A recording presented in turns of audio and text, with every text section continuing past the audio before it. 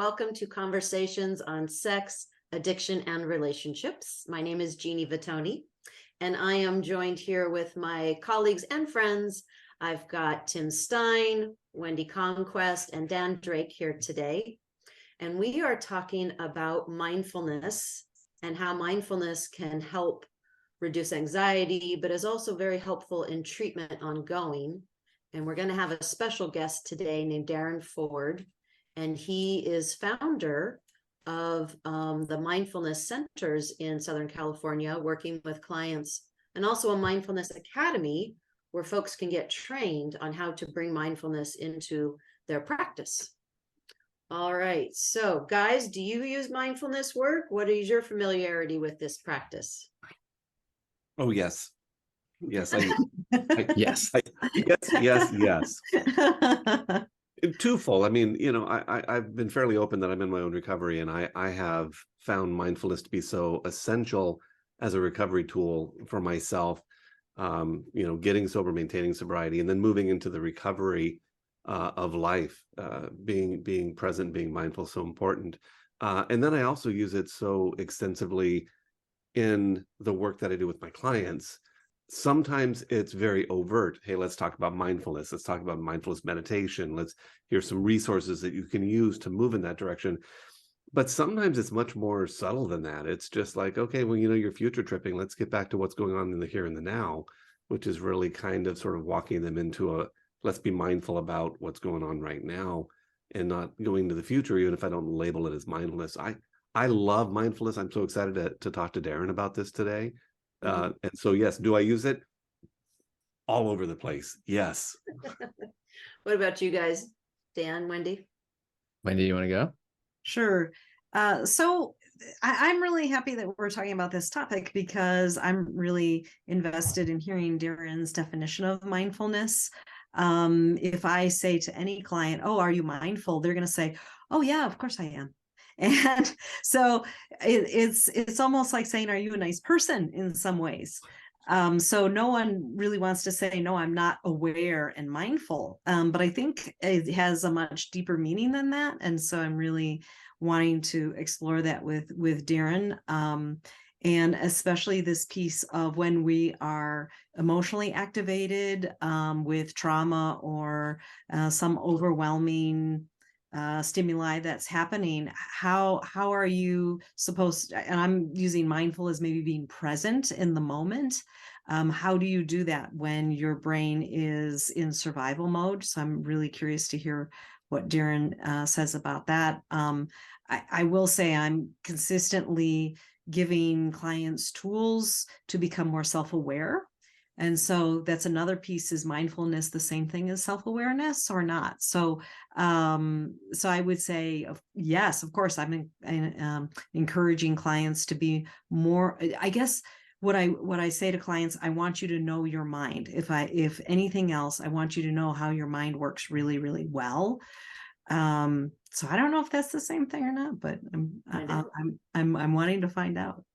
Yeah, me too. I was curious, actually. I think curiosity is the big word for me, because I know I can say for myself that the things that the self-judgments that come up in my own head, or some things I hear from my clients, the way they speak to themselves, they label their thoughts or their feelings, their reactions, I think is so damaging. So I've been there too. So I think this curiosity of what's happening for me in this moment, and not taking a judgmental stance, has been super helpful for me and for clients. But I am curious because I'm mindfulness is such a buzzword out there. So how are we defining it? How can we all, can we have a similar language around it? I'm really interested in that. It really is the buzzword of the last couple of years. And my guess is because it's so effective. But sometimes when I talk to clients about it, in their mind, they go to, that means I'm sitting on the ground, my legs are crossed, I'm saying Om a bunch of times, and I'm sitting there for an hour, and I'm like, that's actually not the same thing. I would guess that parts of that, meditation, deep breathing, and emptying out your thoughts, are part of it. But I think there's more to it, and there's so much science behind it that I'm just not fluent on the science, but I know the science is being done. So all right, well, let's get Darrin in here because he's been working on this, practicing this, and quite the expert. Ta-da! Welcome, Darrin. Welcome, Hi, Darren. everyone. Thank you Hi, how so are much you for all? joining us today. Thank you so much for giving me the opportunity to join you. I'm very grateful. It's our opportunity. Can you help us with this term mindfulness and how people are defining it these days? Yeah, I was actually finding myself as I was listening in while you guys were talking, just getting so excited. I had to take a few deep breaths and calm myself because I was like, oh, yeah, I could talk about that, you know. But I think before we even talk about mindfulness, we have to talk about mind. We hear people all the time say, oh, be mindful, but nobody really defines what is the mind. And so the way that really in mindfulness circles, or that we look at the mind, is we look at the mind as a sense organ. So just like your eyes, your ears, your nose, your mouth, and your skin, you have the mind, and the mind takes in all of the data from those other sense organs, organizes it, coordinates it, reflects on the past, and spits out a hypothesis about the future. That hypothesis is never 100% correct. How do we know that it's never 100% correct? Because we only see 10% of the light spectrum, right? So visually, we can never take in all of the data in the universe, but it does a pretty good job of making approximations. One thing though, is it's always skewed by the lens of the past. Remember that reflecting on the past part? So that past skews the hypothesis that the mind creates.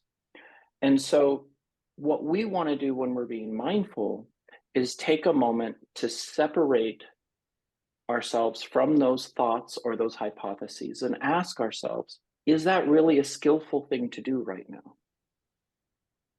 The difficult part is that especially in today's society, a hypothesis comes out, we identify with it, and we're off to the races before we even contemplate, was it a skillful thing to do? And that right there is one of the major driving forces of addiction, and why mindfulness is so essential and powerful with addiction. The side effect of giving yourself that space is you feel.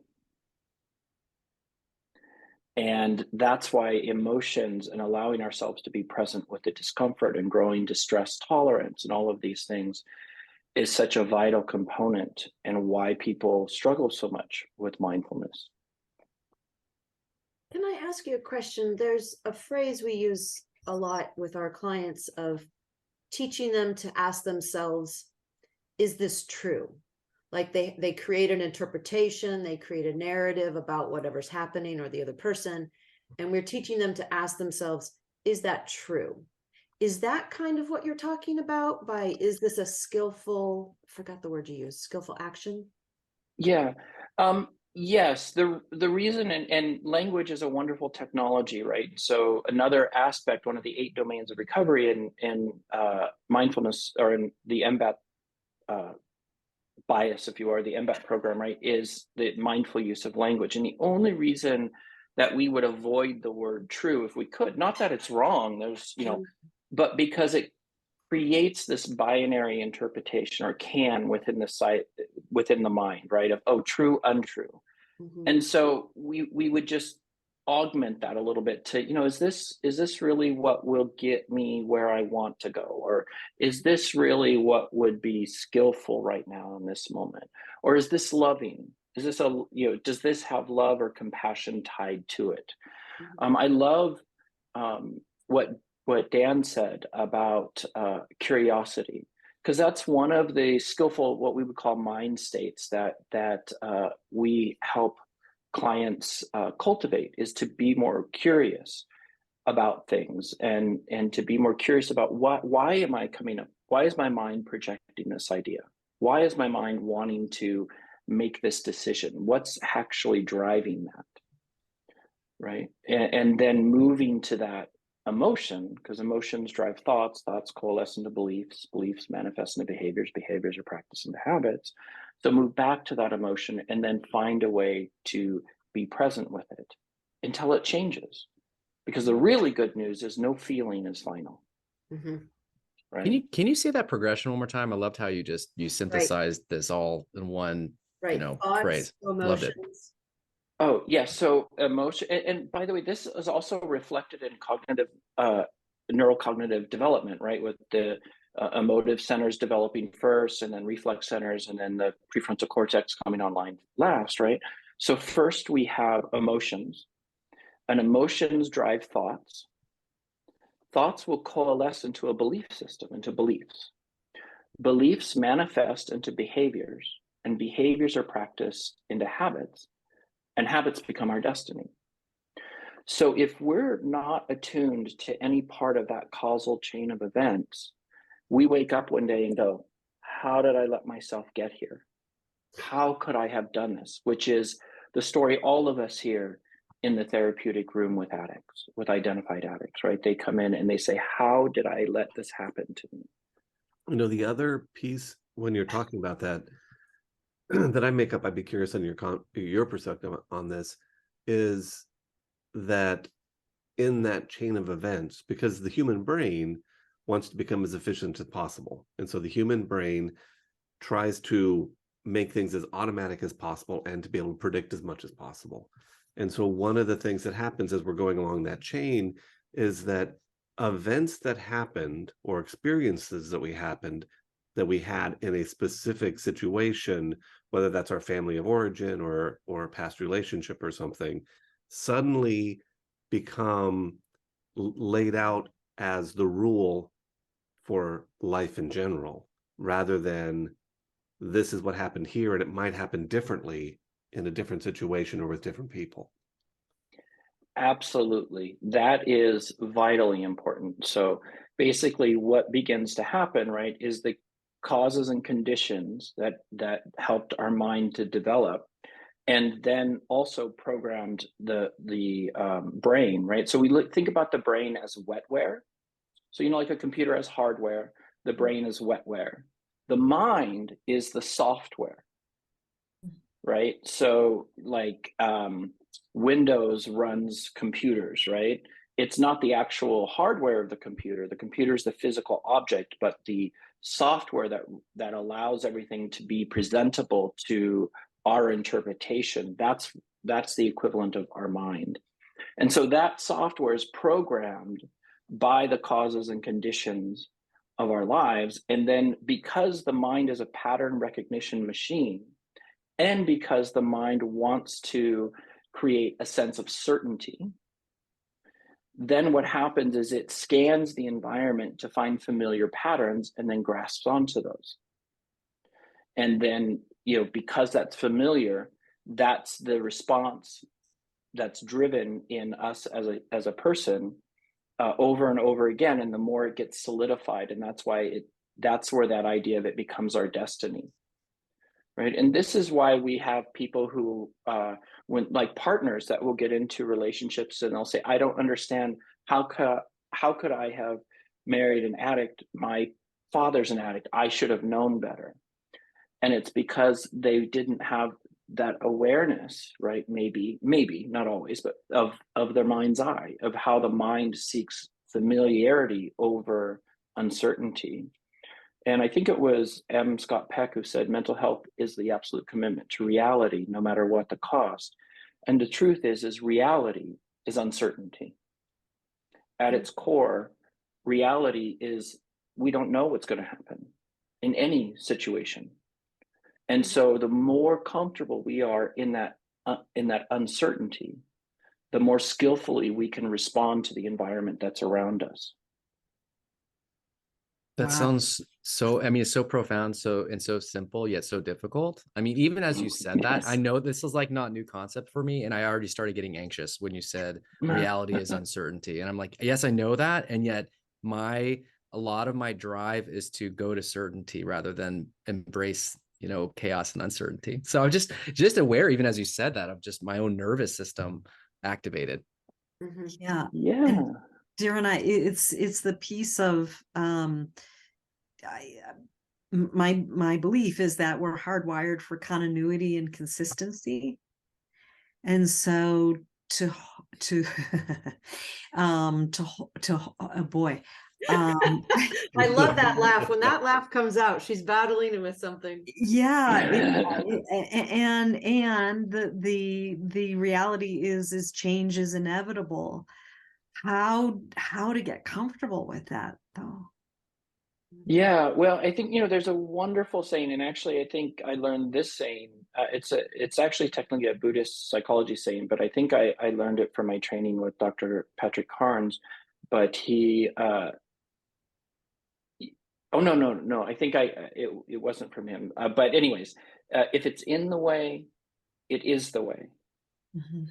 And so that fear that arises when we contemplate the uncertainty, or maybe resentment for the fact that we can't have things the way that we always want them, or shame because we expected things to be a certain way forever. Whenever that discomfort arises, that's where we employ the curiosity, a mindset of curiosity, and move closer to it and invite it in, or we have a compassionate mind state where we invite it in and we nurture ourselves in response to the discomfort. So instead of shying away or trying to rid ourselves from the discomfort, we move closer to the discomfort and allow ourselves to be present with it, abiding and trusting in ourselves that in time, that we're going to be okay, that we can survive with that discomfort. And listen, this is not easy. But then at the same time, that it won't be that way forever, regardless of what our mind tells us. So let me ask, working definition of mindfulness so what would you use? Because I'm hearing some different pieces from you, and what would you say the working definition is for regular folks?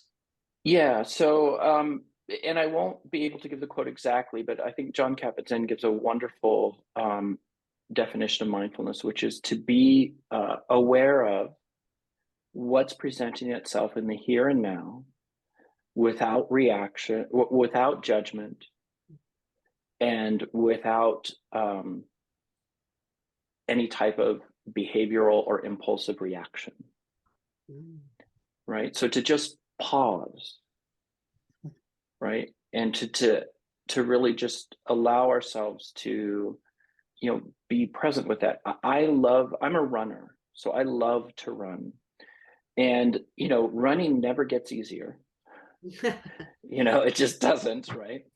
However, our ability to be present with the distress that the body creates in response to running increases. And there is no example I could give from my mind's biases that's a better example of mindfulness than that. Mindfulness never gets like, oh yeah, it's easy now. Yet the intensity of the discomfort that arises as we practice it decreases. And our ability to pause and be present and compassionate with ourselves increases. And that is also what I call the ripple effect. What happens as a result of that is then we can be present with others in a non-reactive, non-judgmental, compassionate way.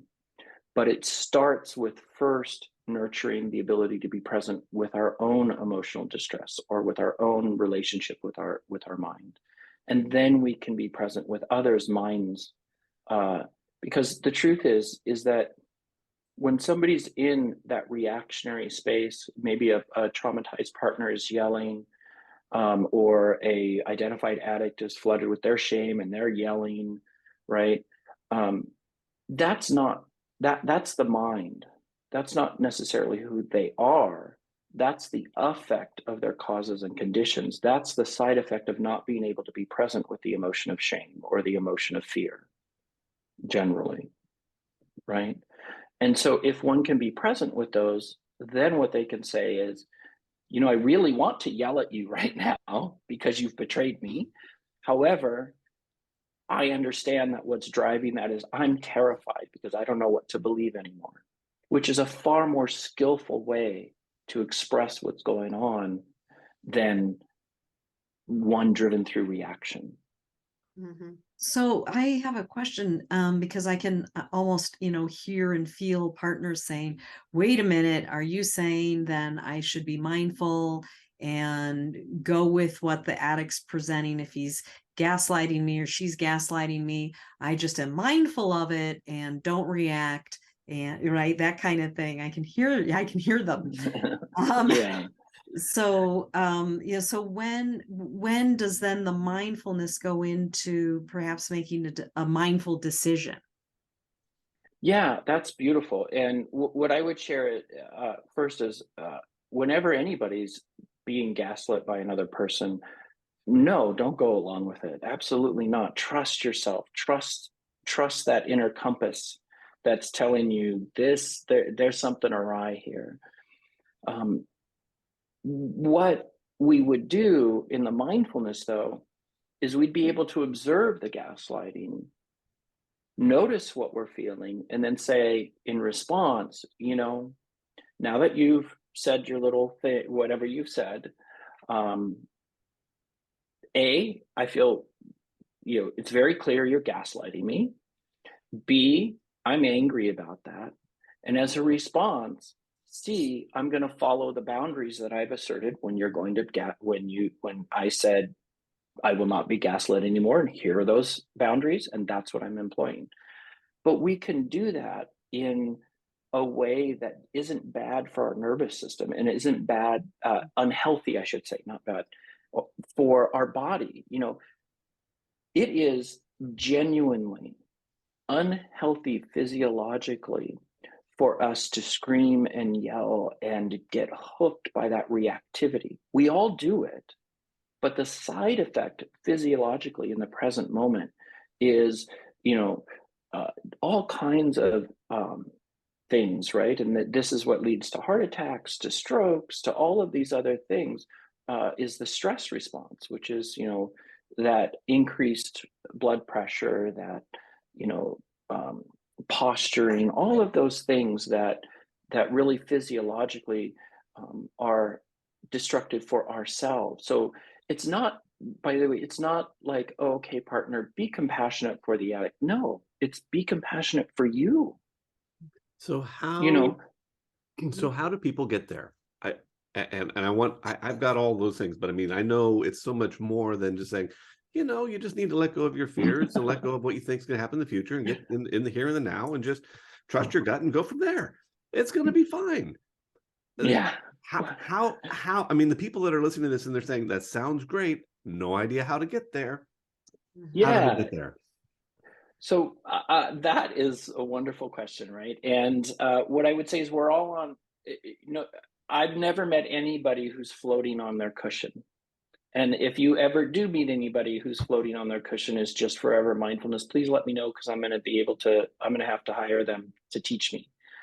That being said, I think first and foremost, we have to recognize if we're going to start practicing mindfulness and we haven't been practicing it, then we have to first offer ourselves compassion that it is just that, a practice.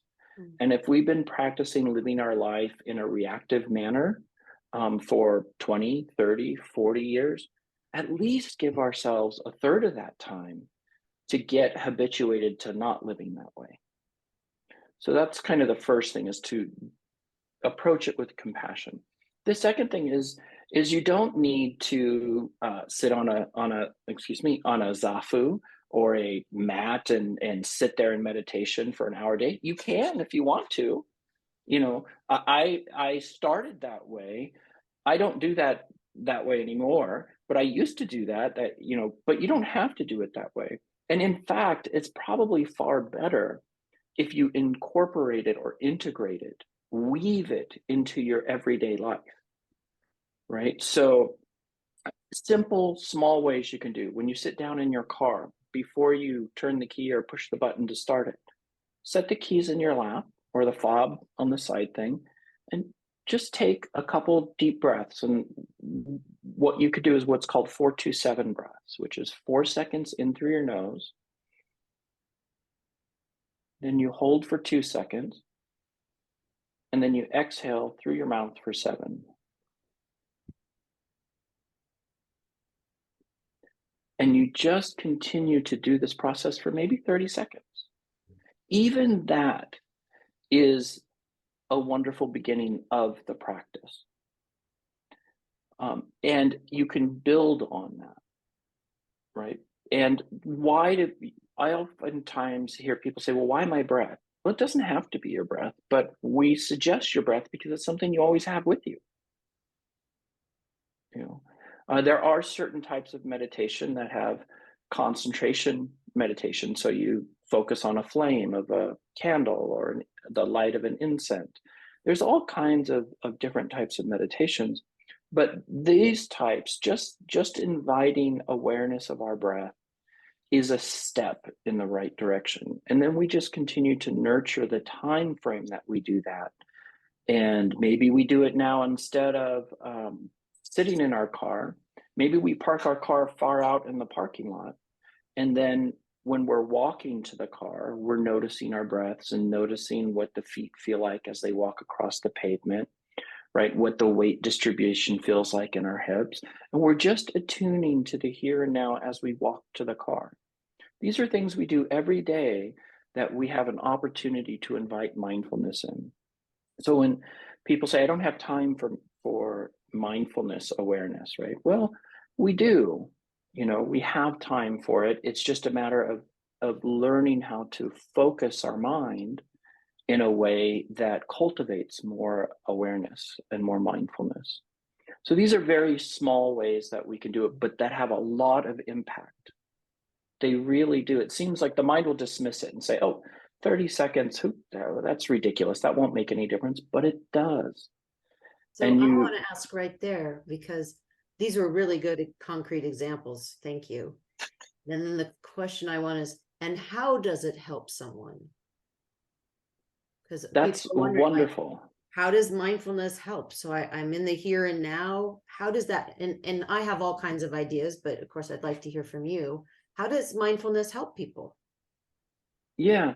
So there are two ways that I'd like to approach this. And I just want to kind of admit that I tend to nerd out on research sometimes. So if I get too into the weeds, do not hesitate to interrupt me here. Okay. All right. But I really appreciate Richie Davison. He was in 2014, I think he was named one of the 10 most influential men in the world by Time magazine. He's a neurocognitive psychologist that has done decades of research, funded in part by the Dalai Lama. He's out of the University of Wisconsin. And so he has spent, he's the one that's done all of these fMRI studies of the brain and all of these things. And so there are several things. First, what we have noticed is that in the prefrontal cortex of people who are Olympic meditators, there's actually more gray matter. And that gray matter basically means that cognitive processing is happening faster.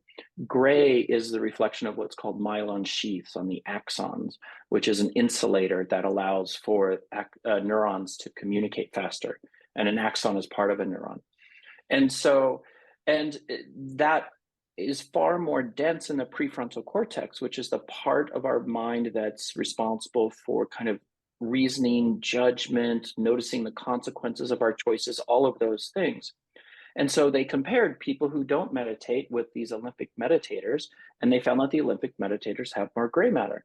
So that was really kind of like, oh, that's interesting. Could that be a result of meditation? So then they took a cohort and they had them sit in meditation. And they measured the gray matter density, and they found that just after 8 weeks of mindfulness-based stress reduction meditation, the prefrontal cortex had greater density of gray matter in it than before the cohort started meditating. And then what they did was they also measured their reactivity. So before and after, and what they found is the magnitude, the amount of intensity that their reactivity showed itself to have was less in the meditated group, and the ability for the neurons to to recalibrate, because after your neuron fires, there's this time where it has to kind of recondition itself so that it can fire again. And that amount of time was shorter. Mm. And so now that sounds very complex. How does that manifest into behaviors? Well, what it means is that the people had less reactivity or less attachment to the hypotheses that their mind created, and a greater ability to pause and ask themselves, if I react in this way, is that going to be the most skillful choice? Is that going to give me the responses I want? Reasoning and judgment. And then say, no, that probably isn't a good one. Mind, go back to the drawing board. Let's come up with another idea. Okay. And then, oh, okay, what if I do this one instead? Okay, that one will work. And then they had a greater ability to respond that way, to respond in a more skillful way or a less reactively driven way. And so that's one way that it helps, is that it actually does help people to be present with things like desire, wanting to act out, cravings, anger, shame, fear, all of these different emotions that usually drive these impulsive responses. People have a greater ability to pause and be present with. And this is why it is so vital for people who struggle with addiction, and also people who've experienced betrayal trauma or traumatic events, who are struggling with post-traumatic stress disorder, panic attacks, and this is why in all of those areas, there have been numerous studies that have found that it's been helpful. It's phenomenal that it changes brain matter. Yeah, it's amazing, huh? No.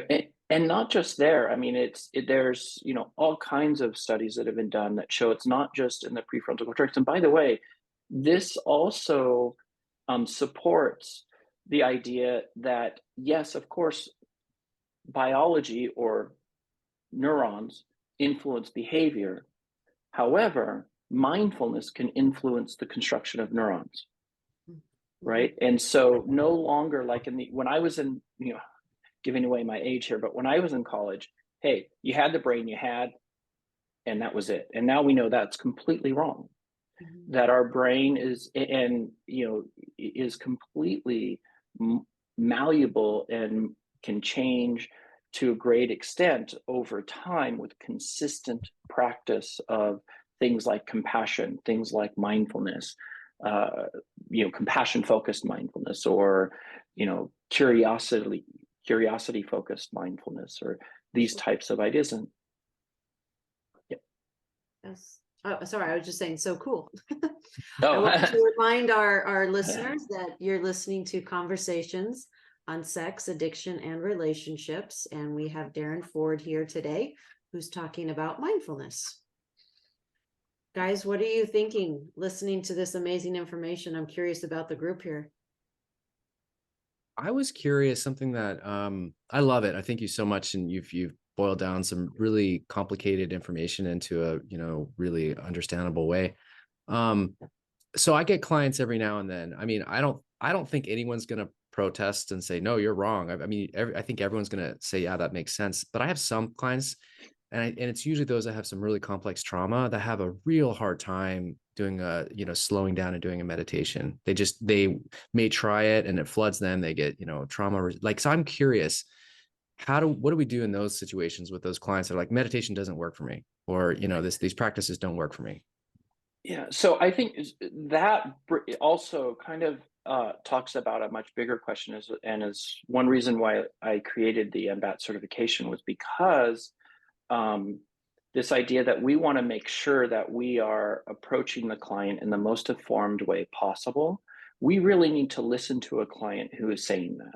Mm-hmm. When a client says, you know what, this isn't working for me, that is very important, because that is a defense mechanism that they're utilizing to say, this approach, this type of mindfulness, it's too flooding for me. And it's too much, like I'll unravel if I do this. And maybe they're not aware that that's what they're saying, but that's what that idea of this discomfort is too much. I cannot do this.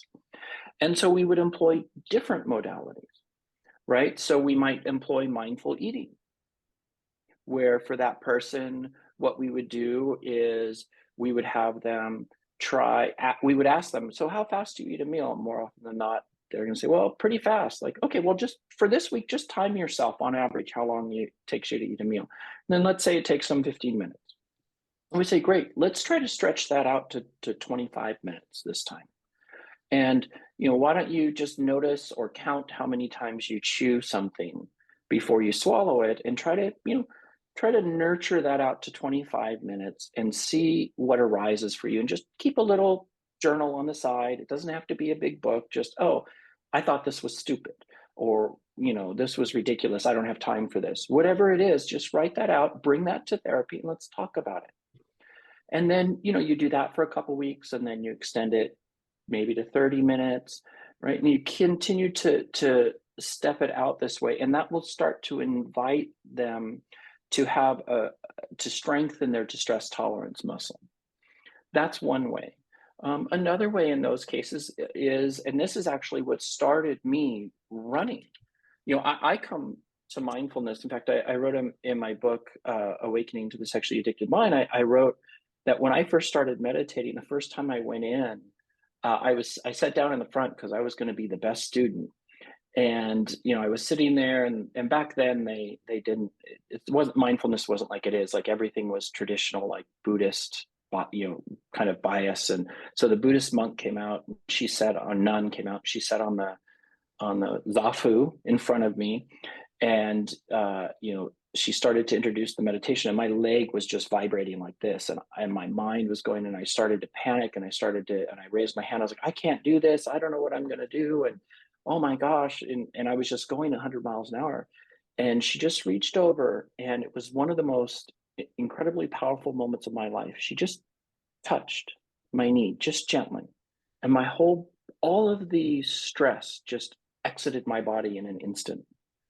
And she said, Darrin, I'm not too sure of very many things, but one thing I'm absolutely certain of is nobody has ever died from meditating. You're going to be okay. And I laughed, and I survived. But the idea there was that, we want to acknowledge that distress, and we want to invite people to build that distress tolerance muscle over time. And this is where as a therapist, we really have to be in our scope of practice and be on top of our skill set when it comes to meditation. Some types of meditation are better for some clients than others. Transcendental meditation might be a great tool for some clients, but not a great tool for other clients, right? I don't use a lot of transcendental meditation with people who are really into compulsive fantasy or pornography use. Why? Because transcendental meditation involves, right, taking yourself into a visualization process. So we don't necessarily want to strengthen that. However, if that is the only thing that that client is able to connect to, let's do it. And then I'll transition them over to different types of mindfulness meditation. And so we really, really need to be in our scope of practice. And I would add one thing that a lot of clients do. So we kind of have that two reactions, right? We have a client who says, I can't do this. Or we have the other client who says, oh my gosh, I did this. This is the best thing ever. I'm going to go to a 2-week Vipassana retreat tomorrow. Right? And that's not a good idea either. Because what they have found, believe it or not, for people who have experienced trauma, the research shows that the propensity for suicidal ideation and suicide grows or increases after a 2-week Vipassana meditation retreat for people who've experienced trauma, because they're alone with their mind for that 2 weeks. And if their mind is that harsh, critical judge and they can't separate from it, then they get into a very dark space. So we want to make sure what do addicts do? They go from one extreme to the other, right? Right. We go from, and I say we because I'm in recovery myself. So I went from total, complete, out of control to okay, now I'm going to be the most controlled person ever, and this is great. And obviously that doesn't work. And so when people first are introduced to mindfulness and it starts to get hold. They're like, oh my gosh, I can see it now. Especially if they're identified addicts, they can move very quickly into this. I need to go to a 30-day retreat, or I'm going to go to a monastery. And that's not always the best option for the traumatized mind. When you're saying that, what comes to mind for me is I often talk about from a sobriety place, we have to start with the get sober, stay sober. And then from there, then we move into let's figure out what recovery looks like and get you in and do some of that deeper trauma work so that you can maintain this. But it's not about just heal your relationship with yourself, skip over the foundations of getting sober and staying sober. And so we've talked on this podcast before about what that pattern tends to look like. With mindfulness meditation, I hear a similar piece. So my question is, what are some of those early foundation pieces of the learning about mindfulness? And then how does that transition into that later maintenance and allowing it to sort of become more integrated into your life? Well, can I just ask, it may not be later. I'm wondering if the mindfulness starts early on. The getting sober piece. Mhm. Yes. Well, one that's a wonderful question. And yes, from the mindfulness-based addiction and trauma therapist modality, it certainly starts, or from a mindfulness practitioner, it starts right away. Now, as a therapist, I may not label it as mindfulness, but some of the things I'm doing in the first moments, right, of therapy is noticing and calling awareness when a client shifts. So maybe the client's telling me something and then they fold their arms, or you guys can't see in the camera, but they fold their arms. Then I might just invite awareness. Oh, I'm wondering, what's the emotion arising for you right now? I just, because I noticed you kind of closed your arms there, or I noticed you're shaking your foot, right? And I keep Pia Melody's 8 basic emotions chart. I keep that in foam poster size on the wall of my office. And I tell everybody it's in foam because I ask clients, what's the emotion arising right now, so much that they're going to rip it off the wall one of these days and hit me over the head with it, But I love that one because of 2 things. One, somatically, it describes so they can connect it to their body. And 2, it talks about the gift. Yeah. The gift of the emotion. And if we can't find a reason why a new behavior or a new something is beneficial, healthy for us, we're not going to be able to get traction with it. So the first step in really inviting mindfulness for the client is just connecting them to the experience of the emotional sensation, their body, and then offering them language to describe it. That's kind of step 1, right? I'm sorry, and would you use that for betrayed partners too, who have a lot of emotion going on? Absolutely, I would. And the art form, I think, with betrayed partners, and we have to be very mindful of this, right, is that the trauma is so, in many times, not always, but many times is so acute that we want to make sure to give them a way to regulate or create safety for themselves before we just turn them straight into the wave of the emotion, because it can be too flooding, too overwhelming. And so we kind of want to do that in twofold, right? Is create awareness, but then ask the next question is how can you nurture and care for yourself in relationship to this? Or how can you allow yourself to create safety in relationship to this distress? And start to focus their mind on generating that skill set for themselves. So as we're talking about mindfulness, Darrin, one of the things that comes to mind is I make up that this has a lot to do not only with being present in the moment and being accepting, but developing compassion for yourself, for other people. I mean, does that fit into sort of your perspective of mindfulness and how it gets applied? Yeah, that is actually so important. That is a foundational piece that needs to come along with mindfulness. So, being aware of our mind is one thing, but having compassion for our humanity is something that is completely different. And the truth is we as human beings feel. There's no way that we can get away from that. We all have emotions. The thing that has probably caused more suffering in this world is the idea that's been conditioned into almost all of us and all cultures that we're wrong, bad, or broken for feeling. And so having compassion for ourselves in relationship to our distress, in relationship to our emotions, is essential. You can't judge yourself or beat yourself into a more loving relationship with yourself. It's not going to work. And so when we talk about compassion, though, there are two kind of ideas. There's destructive compassion and constructive compassion. And destructive compassion, I always think about it this way. Let's say my example is kind of you drive up to a stoplight and there's a person there with a sign that says, "I'm an alcoholic." They're shaking and they say, I need a beer. Never mind why you have alcohol in your car, but you roll down your window, you pop open a beer and you hand it to them. That's destructive compassion. You've allowed them to feel better in the short run, but you've facilitated likely probably their death in the long run, right? Constructive compassion.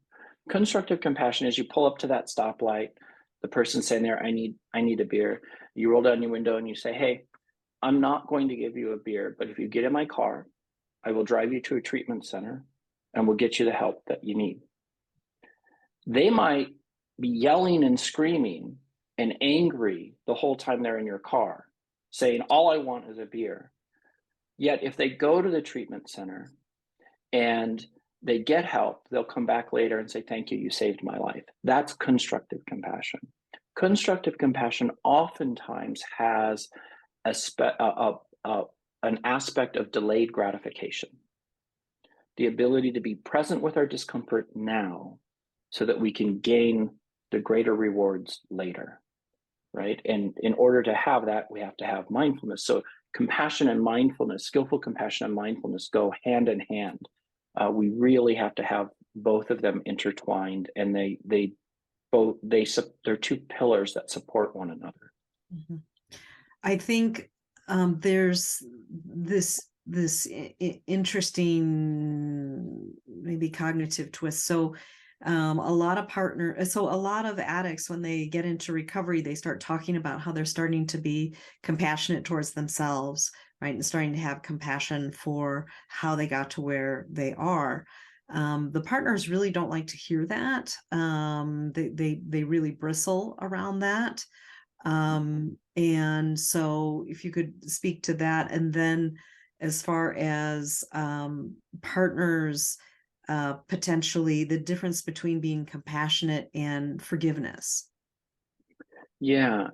And so I think, let me take the first one second, if that's okay. And Yeah. let's talk first about forgiveness, because I think this is very vital. And first, we've all heard the adage, I'm sure, forgiveness is not for another person, it's for ourselves. And this is something that, when I say it, oftentimes it can be, what's the word I'm looking for? A lot of people can have a little bit of reactivity to what I'm about to say. And I understand it, because I do too, but I think it's really an honest kind of truth that we have to align with. And the first part is, right, forgiveness is a practice. It's not something that just happens. It is not compassion. We can have compassion for somebody, but not necessarily forgive them. And that's, I think, an important distinction. One of my close friends from high school was lost in addiction and shot somebody and killed them. And at the sentencing, the victim's mother stood up and said, you know, I don't hold ill will against you. I don't know if I forgive you, but I certainly have compassion for what you have done. So, you know, and I think that that was an amazing reaction, but the idea there is that we can delineate between compassion and forgiveness. Now, I think a hard part for partners is that, let's say a partner says, okay, I'm agreeing to stay in this relationship and I'm going to work on forgiving you. What they have done when they make that agreement is they have made the commitment to work as skillful as they can with the really uncomfortable emotions that they have every right to feel in a manner that is skillful for the relationship and themselves. And that can be very controversial, I think, because partners, oftentimes when I share this with them in session, they say, well, I didn't agree to have to deal with all this pain. You're right, you didn't agree when it was unfair that it was put on you. You were a victim. And that is terrible. However, if you've chosen to stay after knowing everything, you're no longer a victim. You are here to work through, you've committed to working through that. You know, you've committed to learning how to forgive those trespasses. That's the side effect of saying, I'm going to stay here and work through this. It may not be what you were aware of, you were agreeing to, you know, but that's part of that agreement. If you're going to stay in the relationship, is that you find a way to work with your really uncomfortable emotions in a manner that facilitates the connection between you and your partner. That's what being committed in a relationship requires. And I'm going to just say something real quick here about, and there's so many partners who are in the middle, who are, I don't know if I'm going to stay in this relationship. I don't know if I'm going to leave this relationship. And I'm not committing to any of that quite yet. And then that's an okay place to be as well. Absolutely, right? And I would be worried if a partner didn't have a good amount of time in that space. Like, oh yeah, no problem, I'll just forgive. It's like, okay, I don't think we have awareness of what's actually going on here. I could be wrong. There are some partners that I've worked with that are like, you know what? I got it. I understand it. I'm good. And it's like, okay, you know, but more often than not, that's not the case. And so bringing that mindful awareness into that space and that compassion focus for self is what's so vital for partners in that way. Now, that second question about the addict starting to foster compassion for themselves and the partner feel, you know, and rightfully so, that's like nails on a chalkboard, right, to them. They're like, what do you mean you're trying to foster compassion for yourself? You should, you know, you're rah, rah, rah, rah, right? And I think what's important there is to help the partner identify that that's the echo of their trauma, and to help the addict understand and recognize that that distress that the partner is feeling is caused by their choices. I was going to say an echo right, of the betrayal. That's right. And they have to own that, while simultaneously the partner, if the partner wants to come into a space of continuity with themselves, or what we would term in mindfulness world equanimity, balance, right, then they're going to need to come to terms with the unfortunate and, let's just face it, yucky reality that they've been betrayed and that created a wound. And fair or unfair, that wound is there. Yeah. And we've got to deal with it, you know. And that's regardless of whether we stay in the relationship, whether we forgive our partner, you know, that doesn't matter as much as accepting the fact that there's a wound here that we have got to face and deal with. which no partner wants to do. And right, I totally understand that. Yeah. Thank you, Darrin, for being here today you. on our podcast and such. And if folks wanted to know more about the services you offer, what would be those websites? Yeah, so for the Mindful Centers, which is, my therapy or our therapy program for clients who are struggling with trauma or addiction, they would just go to Mindful Centers, that's MindfulCenters.com. And then if you're a practitioner, a clinician, and you're interested in becoming certified as a mindfulness-based addiction and trauma therapist, you would just go to tmat.com, which is www.tmatt.com. Perfect. So, Perfect. yeah.